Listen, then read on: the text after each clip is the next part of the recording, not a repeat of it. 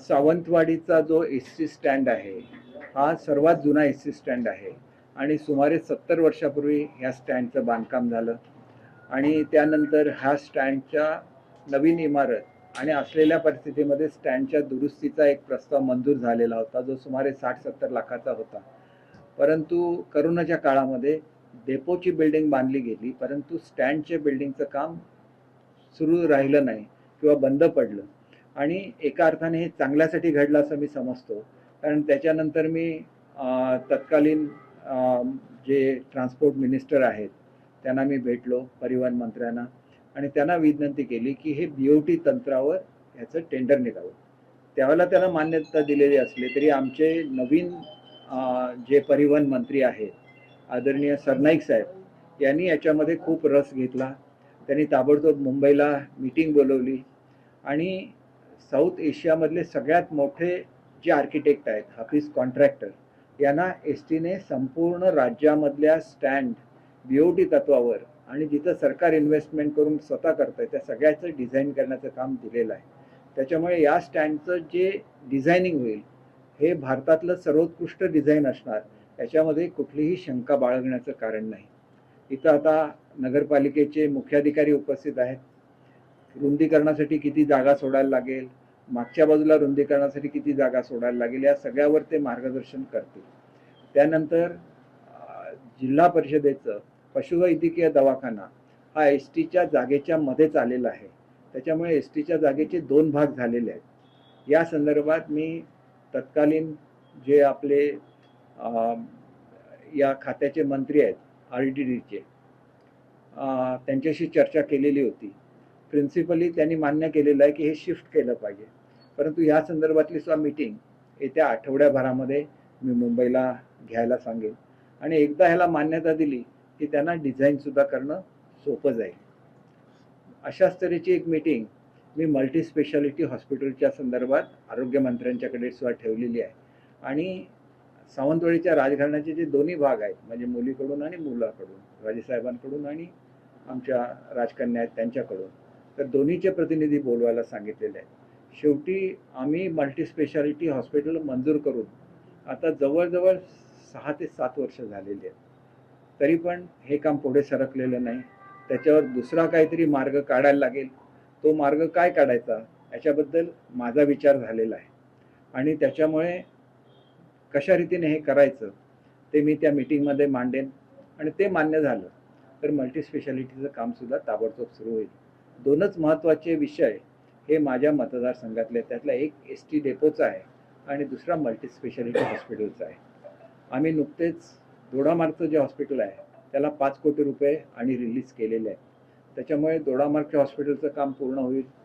वेंगुर्ल्याच्या हॉस्पिटलचं काम पूर्ण झालेलं आहे.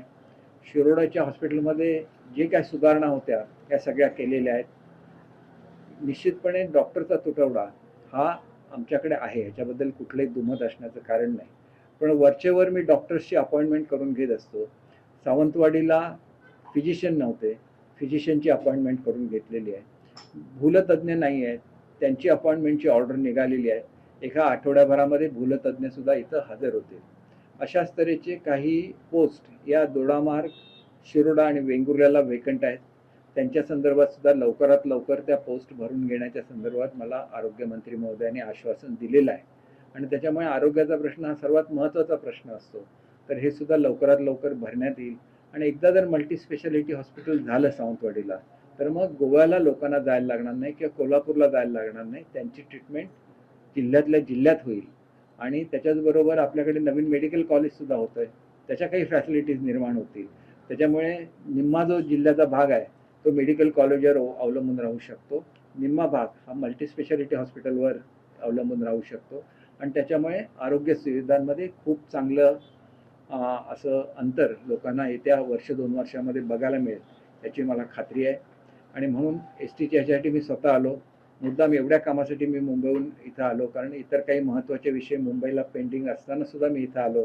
कारण एस-टीचा प्रश्न हा रोज 17,000 प्रवासी हे या डेपोमधून प्रवास करत असतात आणि जिल्ह्यातला सर्वात मोठा डेपो आणि सर्वात जास्त ज्या ठिकाणी प्रवासी असतात असा डेपो सावंतवाडीचा डेपो असल्यामुळे याचं काम लवकरात लवकर व्हावं म्हणून ही मीटिंग आयोजित केलेली होती. आपल्या या प्रेस कॉन्फरन्सनंतर मी त्याची पाहणी करायला त्यांचे जे प्रतिनिधी आलेत त्यांच्याबरोबर आणि मुख्याधिकाऱ्यांच्या बरोबर जाईन. सर्वांच्या सहकार्याने अतिशय सुंदर असा या ठिकाणी एस टीचा, जसं विमानतळ असतं त्या धर्तीवर अनेक ठिकाणी राज्य शासनाने एस टी डेपो डेव्हलप केलेला आहे, तसंच सावंतवाडीचा सुद्धा डेपो व्हावा अशी मी अपेक्षा करतो. काम पूर्ण होईल. साधारण 2 वर्ष कुठल्याही प्रकल्पाचं टेंडर निघाल्यापासून तो पूर्ण व्हायला लागतात. त्याच्यामुळे 2 वर्षात हा एस टी स्टँडचा पूर्ण होईल अशी अपेक्षा आहे.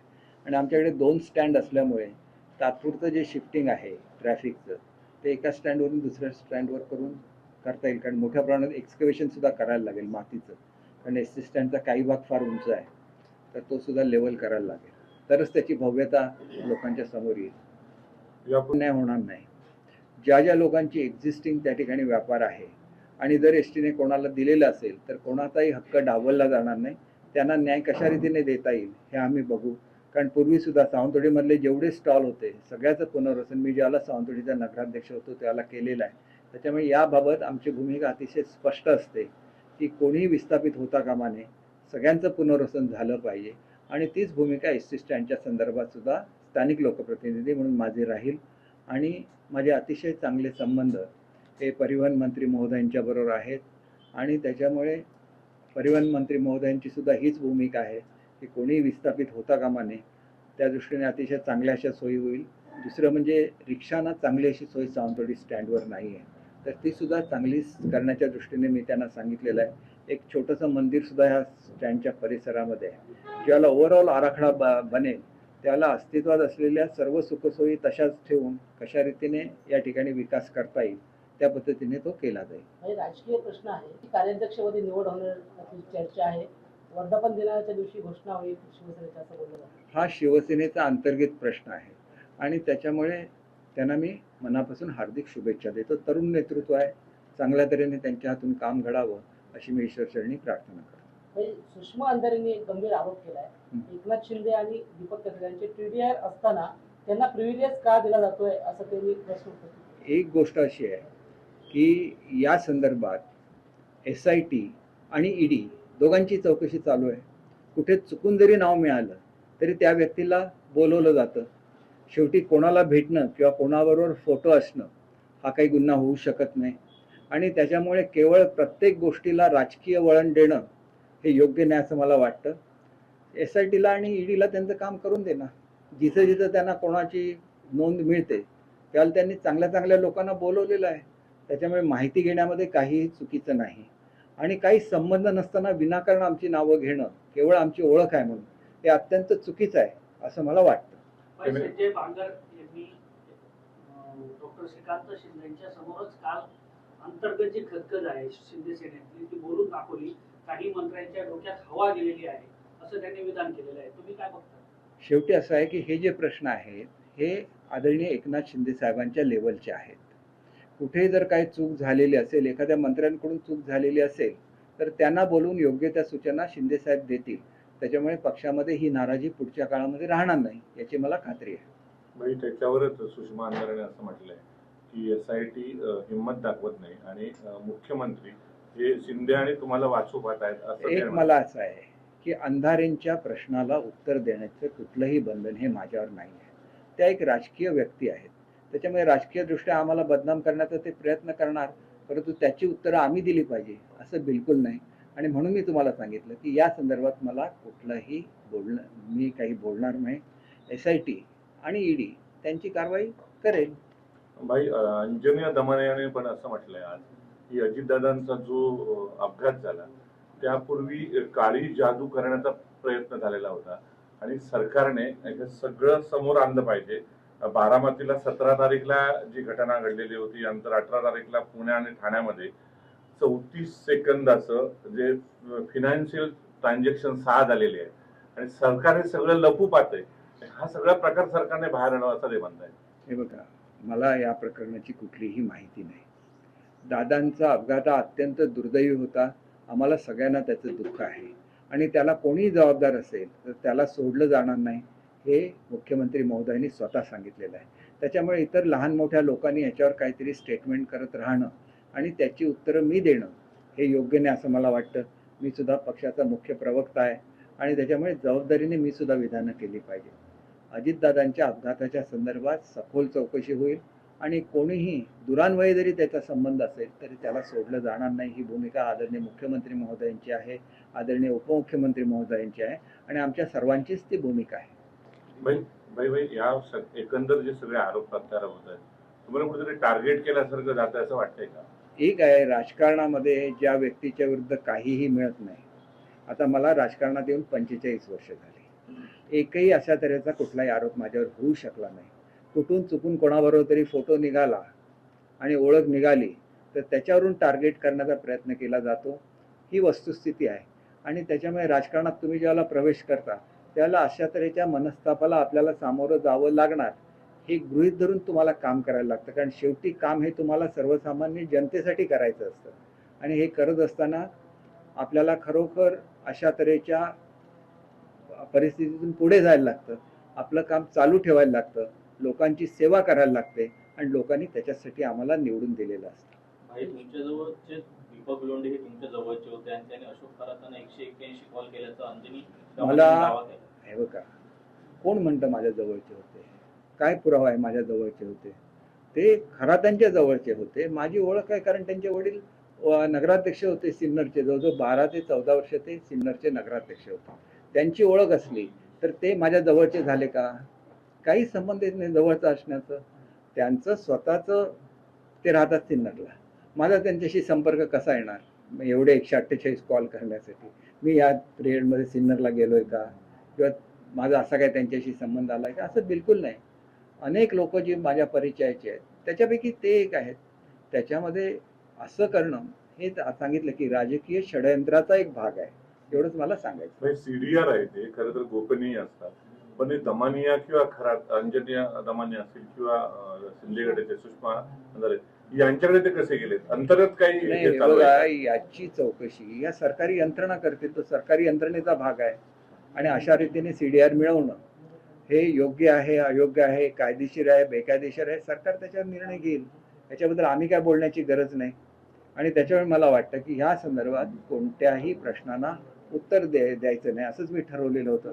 केवळ आपला मान राखण्यासाठी म्हणून मी आपल्या प्रश्नाची उत्तरं दिली. शक्तीपीठ महामार्गाचा जो रूट आहे तो आता बदलण्यात आलाय, मात्र त्यातही काही एक दोन नाही, शक्तीपीठाच्या संदर्भात मी माझं पत्र हे आदरणीय मुख्यमंत्री उपमुख्यमंत्री महोदयांना दिलेलं आहे. शक्तीपीठाचा सध्या जो मार्ग ठरवला आहे हा कोकणावर अन्याय करणारा असा हा मार्ग आहे. कारण महाराष्ट्राच्या उर्वरित भागामधून म्हणजे थेट नागपूरपर्यंत येणारा प्रवासी हा थेट गोव्याला जाणार असेल तर तो कोकणावर फार मोठा अन्याय आहे. कोकणामध्ये अतिशय सुंदर असे समुद्रकिनारे आहेत. कोकणामध्ये उत्कृष्ट अशी बंदरं आहेत. आमचा महाराष्ट्राचा माल गोव्यातल्या बंदरावरून एक्सपोर्ट का व्हावा हा मुळात माझा प्रश्न आहे. त्याच्यामुळे हा जो शक्तीपीठ महामार्ग आहे तो आजऱ्यावरून थेट रेडी बंदराला जोडला गेला पाहिजे. वाटेत तो हायवेला क्रॉस करतो, त्याच्यामुळे त्याच्यावरून लोक पत्रदेवीला जाऊ शकतात. पुढे गेल्यानंतर तो कोस्टल हायवेला क्रॉस करतो, त्याच्यामुळे संपूर्ण कोकणामध्ये महाराष्ट्रातून येणारं ट्रॅफिक जाऊ शकेल. आणि हा जो कोकणचा कोस्टल रोड आहे हा विरारपासून जोडला जाणार आहे कोकणच्या या कोस्टल रोडला. त्याच्यामुळे हे संपूर्ण सर्किट पूर्ण होईल. म्हणजे तिथं समृद्धी मार्ग हा पुढे वाढवला जाईल ह्याची घोषणा आदरणीय मुख्यमंत्री महोदयांनी केलेली आहे. त्याच्यामुळे जे आपलं प्रस्तावित बंदर आहे त्याला हा जोडला गेल्यानंतर तो पुन्हा येऊन कोकणच्या हायवेला जोडला जाणार आहे. मग हे सर्किट पूर्ण करायचं की एखादा मोठा कोट्यावधी रुपये खर्च असलेला हे थेट नेऊन फक्त चंदगडवरून नेऊन तो ह्याच्यामुळे आणि चंदगडवर दुर्लक्ष करावं असं माझं बिलकुल म्हणणं नाही. शक्तीपीठ मार्गाला दुसरे मार्ग तयार करण्याचं सुद्धा MSRDCचं धोरण असतं. त्याप्रमाणे हा मार्गातला एक फाटा हा चंदगड मार्गे तिलारीला खाली उतरू शकतो आणि तिलारी मार्गे तो थेट साऊथ आणि नॉर्थ दोन्ही गोव्याला जोडला जाऊ शकतो, ज्याच्यामुळे मोठ्या प्रमाणात पर्यटन हे चंदगड आणि दोडामार्ग तालुक्यामध्ये वाढू शकेल. कारण दोन्ही तिलारी, अप्पर तिलारी हे चंदगड तालुक्यात आहे आणि लोअर तिलारी हे दोडामार्ग तालुक्यात आहे. अतिशय उत्कृष्ट असं पर्यटन या मार्गाने होऊ शकेल. फक्त इथून 6 लेन का जाऊ शकत नाही, तर हा रस्ता ज्या गोव्याच्या रस्त्याला जोडला जाणार आहे तो स्टेट हायवे आहे आणि त्याच्यामुळे तो 4 लेन हायवे एक करण्यात यावा आणि हा 6 लेन हायवे थेट रेडीला जोडण्यात यावा, अशा रीतीचा प्रस्ताव मी दिलेला आहे. या संदर्भात सिंधुदुर्गचे पालकमंत्री, चंदगडचे आमदार यांच्याशी सुद्धा चर्चा झालेली आहे आणि त्यांना सुद्धा हा विचार पटलेला होता की चंदगडचा पर्यटनदृष्ट्या विकास व्हायचा असेल तर ॲक्सेस कंट्रोल न जाता 4 लेन हायवे जर चंदगडहून दोडामार्ग आणि दोडामार्गवरून गोव्याला जोडला गेला तर मध्ये जो इको सेन्सिटिव्ह झोन पूर्ण आहे, त्याच्यामध्ये तळकट आहे, कोलझर आहे, हा सगळा इको सेन्सिटिव्ह झोन सुद्धा वाचू शकेल. एक मार्ग थेट गोव्याला जोडला जाऊ शकेल साऊथ गोव्याला आणि एक नॉर्थ गोव्याला आंबोली, फणसवडे, केसरीच्या खालून बोगदा काढून जाईल. म्हणजे त्याच्या वरचा सुद्धा जो इको सेन्सिटिव्ह भाग आहे फणसवडी, केसरी, याला सुद्धा कुठलाही धोका निर्माण होणार नाही, कारण अंडरग्राऊंड बोगद्यातून हा मार्ग थेट रेडीला निघून जाईल. एक मध्यंतरी आंबा आणि काजूसाठी आंदोलन झालेलं होतं नुकसान भरपाईसाठी. यानंतर जी मुख्यमंत्र्यांनी नुकसान भरपाई दिली आहे ती तुटपुंज असल्याचा एक आरोप केला जात आहे. मला असं वाटतं की आतापर्यंत हे फक्त दुसरा खेप आहे ज्यावेळेला आपण आंब्याला नुकसान भरपाई देतो आणि त्याच्यामुळे आंब्याला नुकसान भरपाई मिळणं ही आमच्या दृष्टीने आनंदाची गोष्ट आहे. अधिकचं काय शेतकऱ्यांसाठी करता आलं तर त्याच्यासाठी आम्ही निश्चितपणे प्रयत्न करू.